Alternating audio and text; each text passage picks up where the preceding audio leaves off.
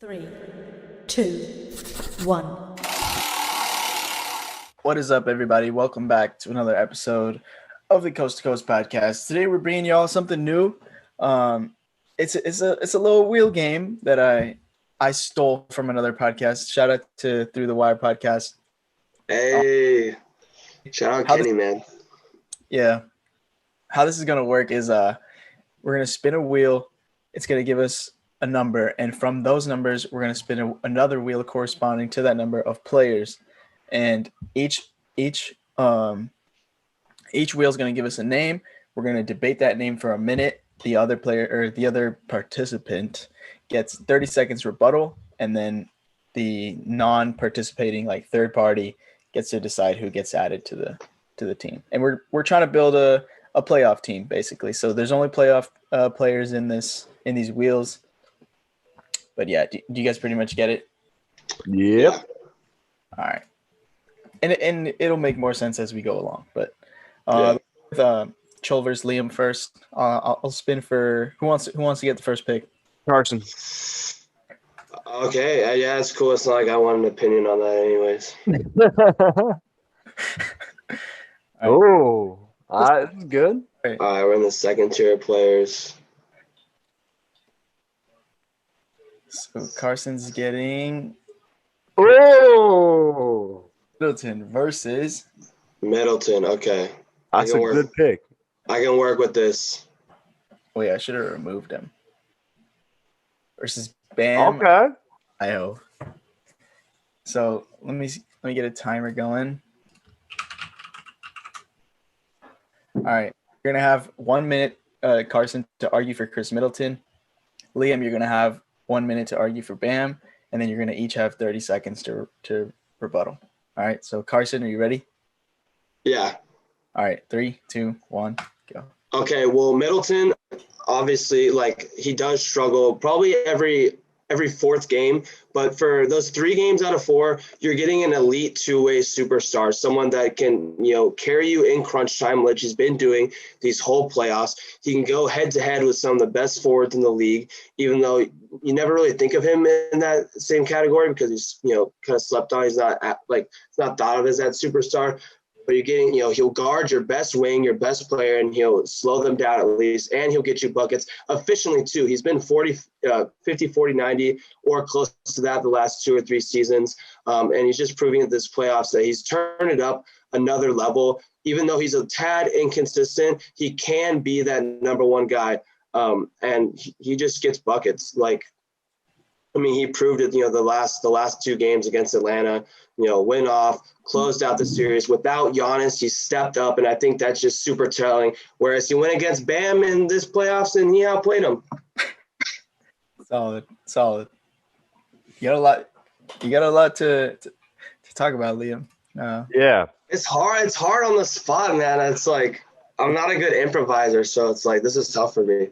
It's tough to last that whole minute because, you say all your main points first, and then you look down, and it's only been 20 seconds. You're like, fuck. I know, yeah. I'm like, yeah, it was the 40-second mark. I'm like, I'm just kind of just blabbering at this point. All right, ready? 3, 2, 1. All right, so I'm just going to roll a little bit of rebuttal too. I think Middleton's awesome, but you got to look at a guy like Bam Adebayo, who's arguably a top 5 player at his position, a guy who can make at the center position, probably second only to a guy like Nikola Jokic. Bam Adebayo had a fantastic playoff stretch in the bubble. Honestly, the bubble might be taking a little bit different than people see nowadays, but kind of looking at his game log, played fantastic in that series against Boston, had the game-saving block against Jason Tatum.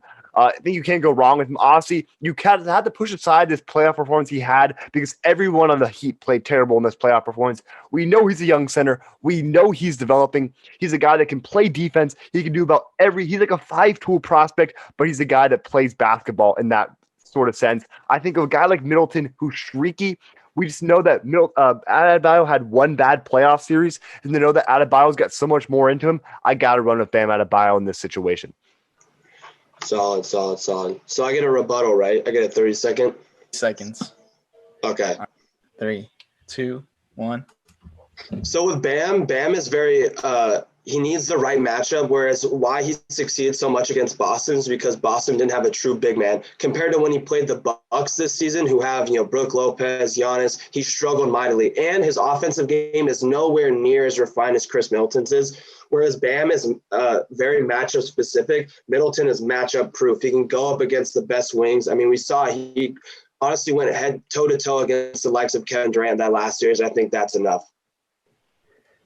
Wow. All right. Let's go, Leo. All right. 2, 1.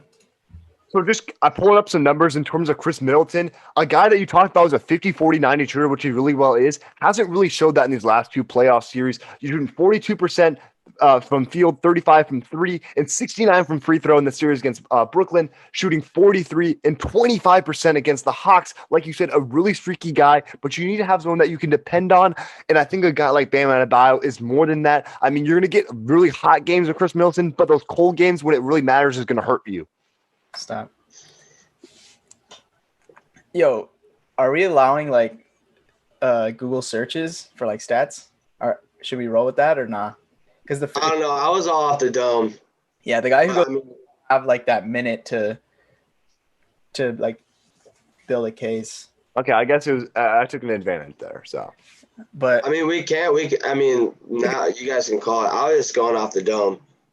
yeah, I think we should just go off the dome. Just to I mean, I went off the rebuttal was what I pulled the stats up for. I was everything else. Yeah, Yeah. I get that. shit, I don't know. This was a really good argument. You guys both brought up good points. One thing that really stood out, that you brought up, was the Bam is matchup dependent, and at the same time, Chris is matchup proof. Obviously, you had a pretty good rebuttal to Carson's 50, 40, 90 stat bring up, but I don't know, man. I think Carson's argument's looking a little stronger, considering that Chris is still in the playoffs and he's in the finals. And yeah, I mean, he is matchup proof. So I think I'm gonna go Chris Middleton. I would have taken Middleton regardless. Yeah, That was a good round. But your rebuttal was really good because, he hasn't been 50, 40, 90 in the playoffs, and All right, Man's probably much more consistent. You just So get let's more offense from Middleton. let's do King of the Hill. Keep Carson on the board and Jose Hobson. I'll judge. Yeah. Oh, okay, I'm down for that. Shit, I'm scared. I gotta back this up now. By the way, I just threw this up. I threw this up as a dub, not West Side or anything. I'm not affiliating with anything, just so you guys know. I just had to address that real quick. Shout out Modesto High. Yeah, shout out Modesto High. Oh wait. Oh, we're going back. Okay. So I think Jose should get the first pick now, since I got the first pick last time. I'll take first pick. Give me something good.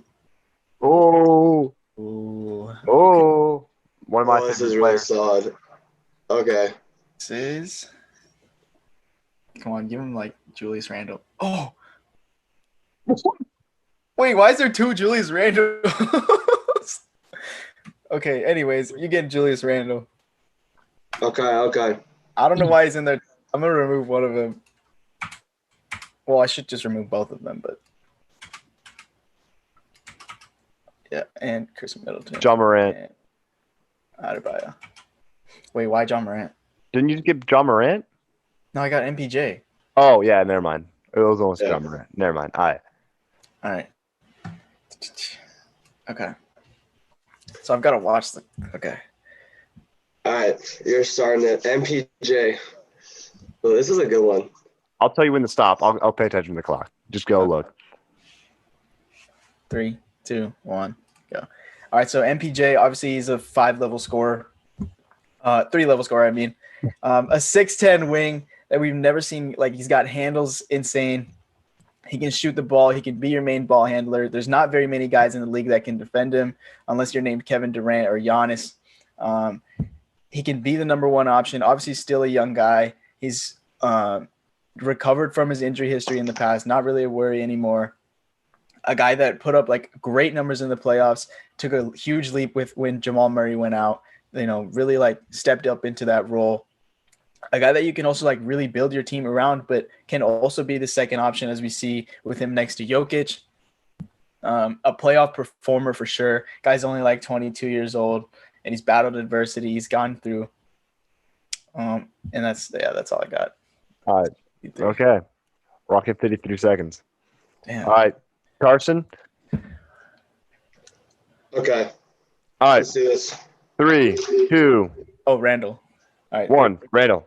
Go.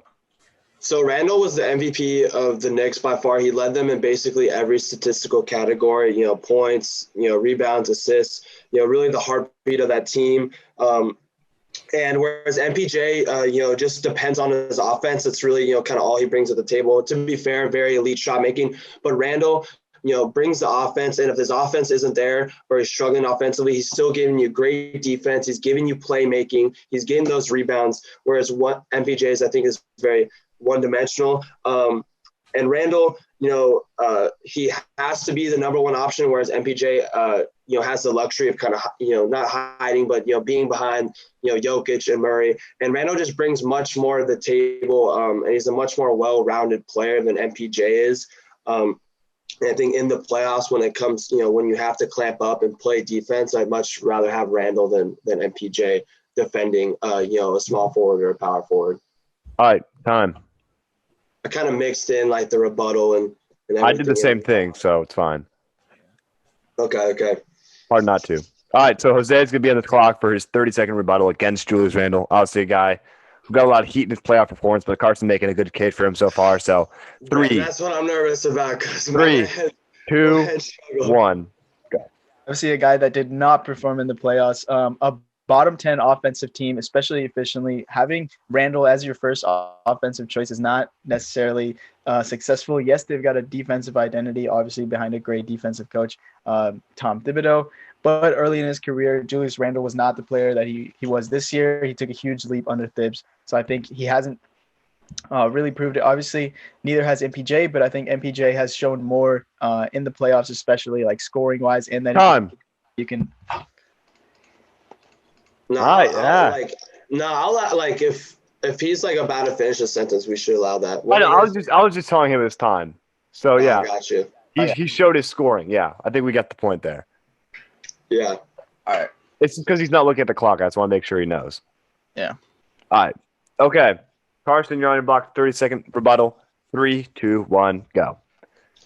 You can argue that, Randall, isn't equipped to be the number one option, but, Michael Porter Jr. really isn't either. I think Michael Porter Jr. is blessed to be in the absolute perfect situation for him where he's playing with Jokic and he's the perfect pair to Jokic. And I think if he's the number one option on any other team, you'd probably be looking at a lottery team. Whereas Randall, he's elevating a Knicks team that, I don't think any of us really expected to be even, close to the playoffs and expect them to be just as bad as they were last year and elevated them to a 4th seed.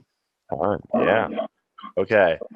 So I think, Carson, who's – oh, yeah.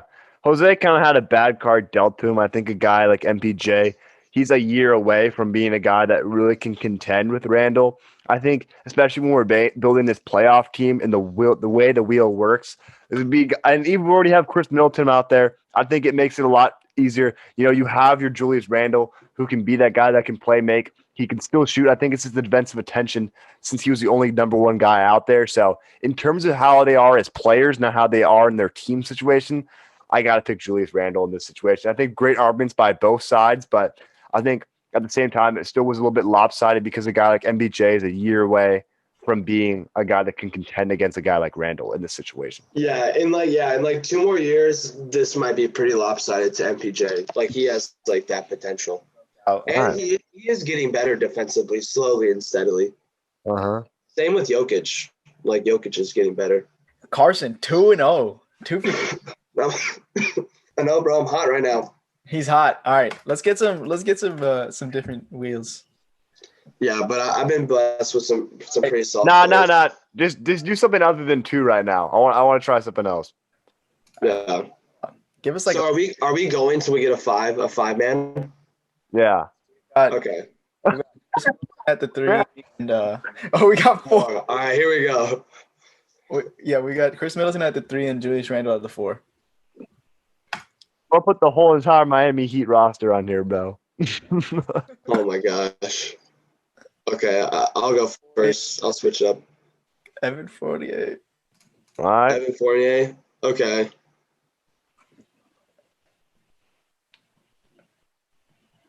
Versus Anthony Simons. A guard. 2-guard matchup. I got Jeff Green. I was gonna say it's over if I get Jeff Green. All right. Where's the stopwatch? So Carson's starting with Evan Fournier, and then Liam with Penny Simons. All right, ready? 3, 2, 1.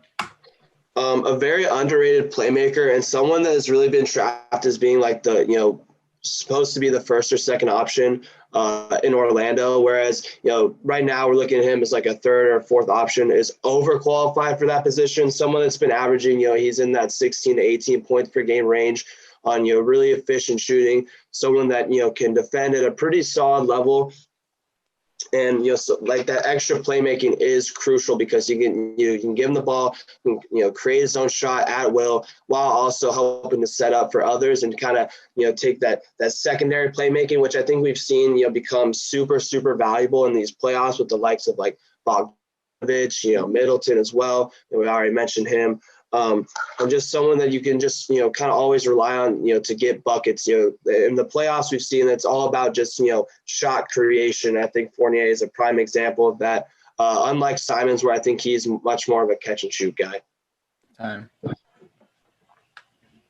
Got my work cut out for me.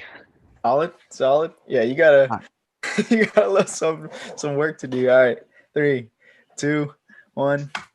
All right, so you got to look at the situation here. A guy like Evan Fournier has had the ability to shine in his position at the shooting guard role. Honestly, for Boston this year in the playoffs, he had the ability to start because Jaylen Brown was injured. While a guy like Anthony Simons has really never had that role. Honestly, it's a very small sample size, but the one game I do recall him starting, he had a 39-point effort. He's plays behind Damian Lillard, so we never really see what he can be capable of. He's a good three-point shooter. He's a really athletic guard, coming from IMG. He can play make. He can shoot. He's athletic. I think there's nothing that can go wrong with him. While a guy like Evan Fournier, we've seen him be in Orlando for all these years, and they've never really been able to have much playoff success, especially with him ahead of it. When I look at the playoff success the last couple of years, it was like DJ Augustine hitting big shots for them. It was guys like Nikola Vucevic playing well for them. It's never been him being the main guy. While a guy like Anthony Simons, who's never really had the chance, there's really no down spots in his career so far.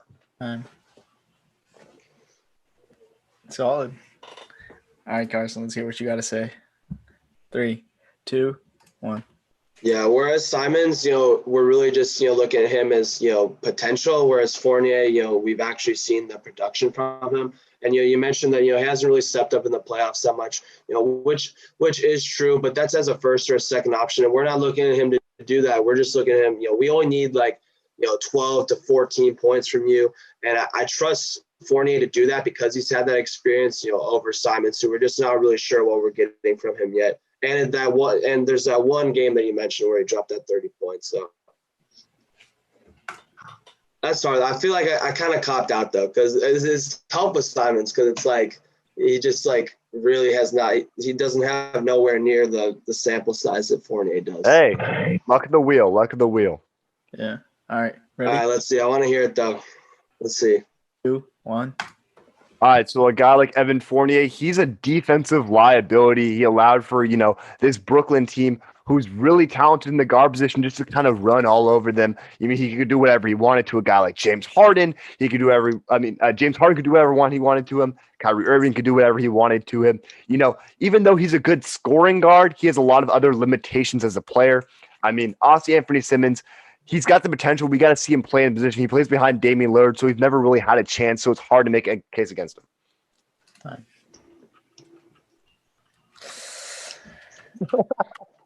I don't know. Obviously, Come on. It's pretty obvious. why did I send it? Hold on. I'm going to type the It is pretty obvious, but the matchup is unfair. Yeah. I would call it a faulty matchup. It was a little bit lopsided. Simon, it's kind of like the last one. Simon's obviously a guy that's only been in the league a couple years.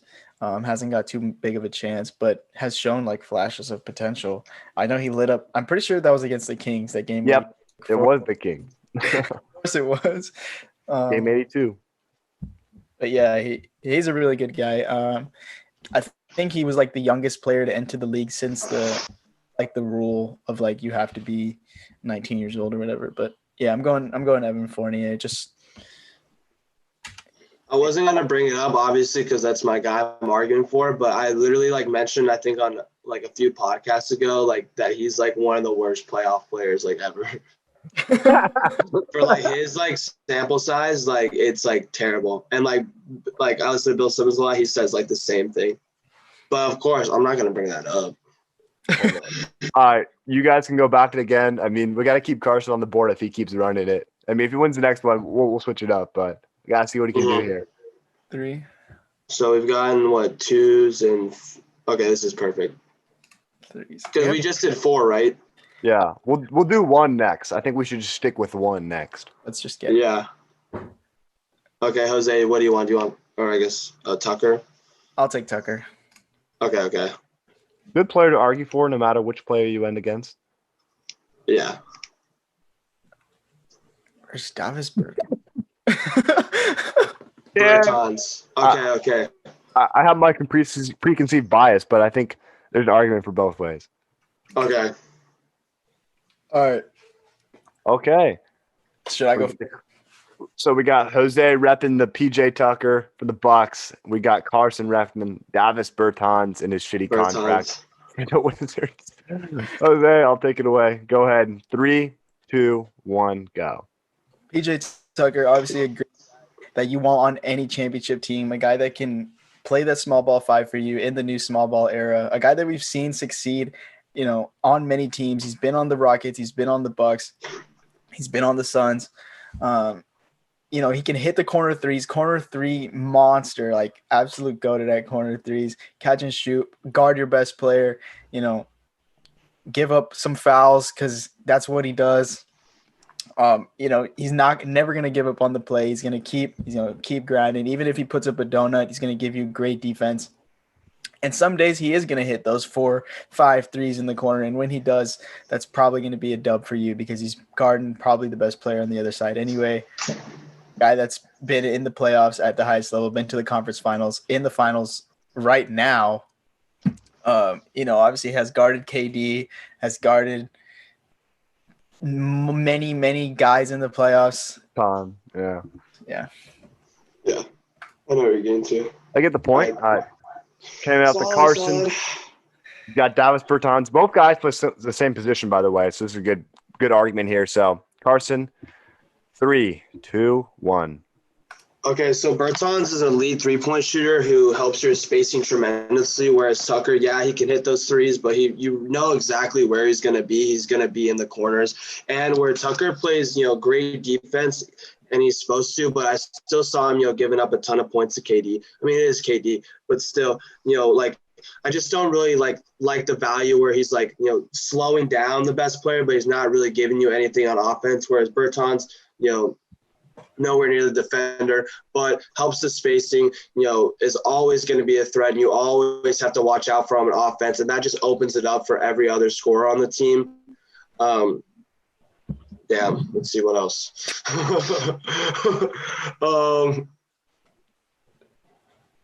I'm done, honestly. That's it. That's all I got. It's all good. Whatever you got to say. Right now. That's all I got, bro. All right, Jose, take it away with your rebuttal against Davis Bertans. All right. 3, 2, 1. Yes, Davis Bertans might be an elite 3-point shooter, but I don't think he's a guy that can be out there in clutch time. Obviously, he does not have anywhere near the lateral quickness that PJ Tucker does. PJ, even if he's putting up a donut, he can grind out there, play 30-plus minutes a game. And he can sometimes hit those threes. And he can play, the final 2 minutes. He's only 6'7", so yeah, obviously KD's going to give him buckets. Like KD's giving anyone buckets, but he's playing that small ball center. Yeah. All right. Okay. Carson, you got your rebuttal against PJ Tucker. You're on the clock in 3, 2, 1. Okay, I mean, I kind of sold on the last minute or so, so I'm just gonna go out guns blazing. I know damn well that Bertans is just not gonna give donuts at all. He's gonna give me at least some points with elite shooting. Where he's a little bit better of a creator as well than Tucker. Tucker is just mainly catch and shoot. Bertans can put on the floor a little bit, and he's also an elite 3-point shooter and a much better free throw shooter as well. Yeah, that's it. Time. All right, so I think to begin with, it's a little skewed, and then I think Jose had a more well-rounded argument, while Carson really had only the basis of his 3-point shooting the basis off, which is it's what it is. I mean, that's what Davis Bertans is. You didn't have much to work with anyway. I mean, PJ Tucker, I know from a statistical standpoint, not looking it up, I've seen it before. He's one of the better defenders. He's an above-average defender against Kevin Durant in his career. Obviously, we wanted to see the Giannis matchup, but PJ Tucker can switch on to any guy, so I'm rolling with PJ Tucker. That one was so hard. Like, hypothetically, I'm like, okay, like, I think Bertans is a better player, but then it's like in the playoffs, like, he just does not play defense. All right, so Carson gets to be the judge now. Yeah, that was the perfect seg. I needed to lose that one because I want to see you guys go at it for. All right, Jose, you want first pick? The first pick. I'll take first pick. All right. Oh. Oh my gosh. There's a couple of guys there's only a couple guys I need. Come on, give him McCollum. Oh.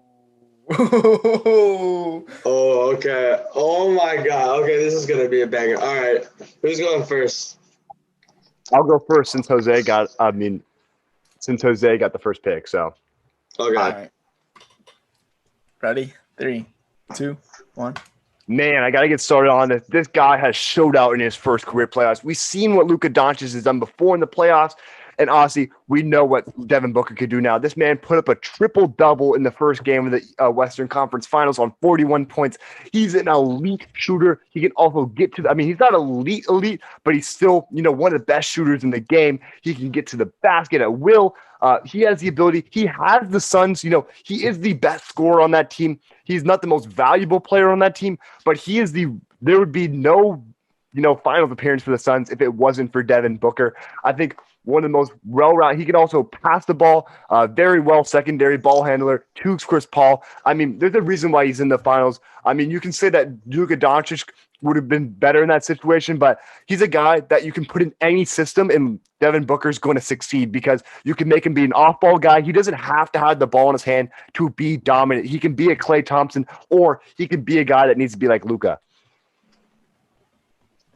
Solid. Very solid. Solid. All right. 3, 2, 1. Luka, obviously a guy that was selected third overall, traded for Trae Young, and has killed it since he got into the league. Obviously, he has hit huge shots in the playoffs last year against the Clippers. This year got eliminated a little bit early, but has dominated in the regular season, was an MVP candidate pretty much the whole season, like on fire since the start. Not even the most athletic guy, but he's just going to kill you with his skill. He's got great handles, great shooting. He gets everyone involved. He's a great playmaker. Even with the talent that they've surrounded him with, he's managed to lead this team who without Luka would definitely be still in the lottery. And he's led this team to the playoffs despite poor play from guys like Porzingis or Maxi Kleber, a guy that's definitely on top of the game right now, top 5 guard in the league. He's 6'7". He's huge. He's going to hit shots. He's going to pass the ball. And yeah. All right. I got my good rebuttal here now. All right. Nice. It's hard to think on the spot like that. Okay. All right. I know, bro. This is a good practice. Fun. All right. So look at a situation when Devin Booker was going against that same exact Clippers team that Luka Doncic went against when he didn't have Chris Paul to begin that series. They were up 2-0. It's because Devin Booker helped elevate those players around him. He made DeAndre Ayton a factor. He made guys like Cam Payne a factor. He's the reason why gravitates the defensive attention. There's a reason why they are in the finals. It's because they're getting on the back of this guy who's been mostly healthy and been having great games in these playoffs. It's Devin Booker. Time. All right, 3, 2, 1. For the first 5 years of Devin Booker's career, the Suns were in the lottery year in and year out and have not made the playoffs until the addition of CP3. So I don't think you can say that Devin Booker has led this Suns team and elevated them to the level of a finals team like Luka has, because as soon as Luka has gotten to this team has immediately become not only a playoff team, but a contender from the year's start, despite not having the greatest talent around him. He doesn't have a DeAndre Ayton or a Chris Paul, and he is still leading this team to insane playoff runs. God, I wish I had another 30 seconds to rebuttal because I still got more shit to say.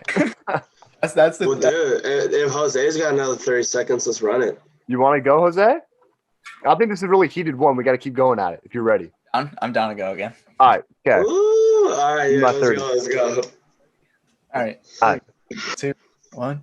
First of all, I think bringing up Devin Booker's past is kind of criminal to him. He had really bad coaching around him, and the staff, I would say they still have a better situation in Dallas. Also, bringing up the fact about Luka Doncic being an elite shooter is a little bit exaggerated. He's a guy that's rather inefficient because he can be a shot chucker at times, while a guy, Devin Booker, has learned throughout his career to tail back his shooting and be able to drive to the basket and be more of a threat there. Now, Devin Booker has become more of a well-rounded three-level scorer, while Luka Doncic is still dealing with some inefficiency problems. So, all right. 3, 2, 1. Yes, Luka has sometimes chucked shots, but it's because he always has the ball in his hands. Obviously, a guy that's the main option on offense and distributes the ball. So sometimes he's the only one that can take those shots because they don't have another star alongside him like Devin Booker has CP3 to bail him out.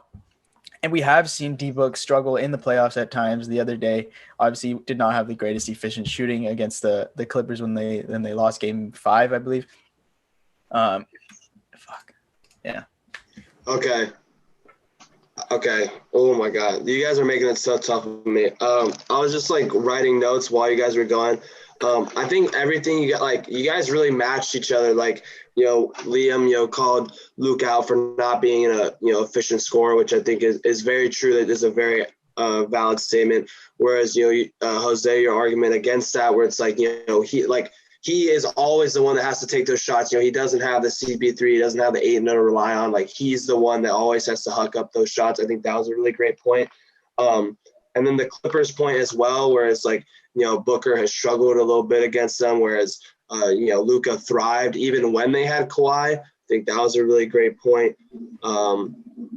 Man, oh my goodness. And then bringing up D-Book's past and then rebuttaling with he had terrible coaching and whatnot. Man, you guys made this tough. I think it's a much closer debate than people would think. Honestly, Yeah, I think we could both make good. If we switched it, I think it still would be a very, very close thing, no matter who was debating. Because I think they're two guys that, if Devin Booker gets that championship, as much as Luka, you could say, is more talented. Yeah. Still, I think even before this playoff run, no one was arguing for D-Book over Luka. yeah. But now it's this is a lot closer than we realize. Yeah, I think just based off the strength of the argument and that you were at a slight disadvantage from the start, I think I'm going to just go with Liam. But that's no discredit to you, Jose, as well, because even with having Luka and having that talent advantage from the start, you still made really great points again. I would just give it a tie, but I think I'm gonna slightly give it to Liam because I think you had a lot of really great points starting at a disadvantage. But that was fantastic. What a way to fucking kick off the show, or not kick off, freaking end it. I would have loved Trae Young versus. It would have been crazy. Wait, Trae Young versus Luka? That would have gone nuclear. That would have been insane. All right. Well, that's our starting five. We got Chris Middleton. We got PJ Tucker. We got Devin Booker. Randall, Fournier, and Devin Booker, yeah. Middleton, Randall, Fournier, Tucker, D-Book. If we I were thought that out of a team. I mean, D-Book's got to be the star there. You got PJ Tucker. Man, we need some height, though. Man, we need a center. Julius Randle's playing small ball center with PJ Tucker alongside him. You do have a lot of shooting on this team, though. And all five of the guys can space the floor well. Honestly, we weren't going too much for like how this team's going to look out, but I think if you put this team, I think in the East they're locked for the playoffs, but in the West, I think they still can make a good competition, with a solid bench, an average of the pack bench unit.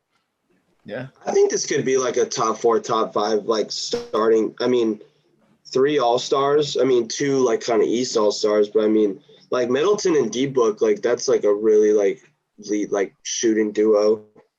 And you have 2 guys that can like defend the 1 and 2 best players on their team.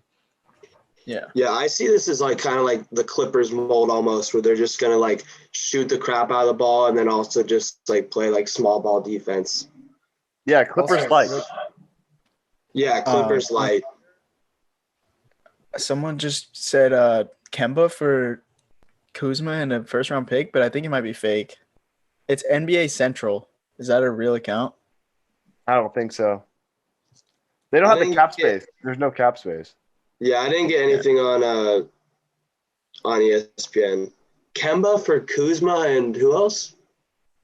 A first. And why do I always get like notifications for fake news on Twitter? Dude, I mean, you got that the other day. I got Deshaun Watson news a couple of weeks ago. I got so nervous. Like, why don't you get notifications for real news? I would like Kemba on that team though, if he can stay healthy. He's just Schroeder 2.0. Yeah, it's just so funny with the Lakers though. Like everyone's like making all these deals. I'm like, the Lakers are like kind of stuck, like with their cap situation, with their assets, like Because they went all in for this season. And then yeah, they went all in for like this 3 to 4 year window. All right, well, I think that concludes our Spin the Wheel episode. Definitely a fun one. yeah, I mean, we'll definitely do this again in the future at some point. Thank you guys all for watching. Football team. Oh yeah. Oh, for football. Yep. Yeah. For quarterback, like each position. Yeah, that for sure. That'd be solid.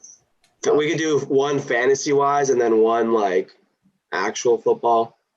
That'd be fun. All right. Just more future ideas coming into the wheelhouse. So Yeah, we'll get Check along. 2015 redraft coming soon. We'll get some final stuff coming soon. yeah. And next month we got football back. So Yeah. Oh, thank God. you already know. But yeah, that's gonna do it for this episode. Follow us on all our socials. Thank you guys for watching. This is Coast to Coast Podcast signing out. Peace.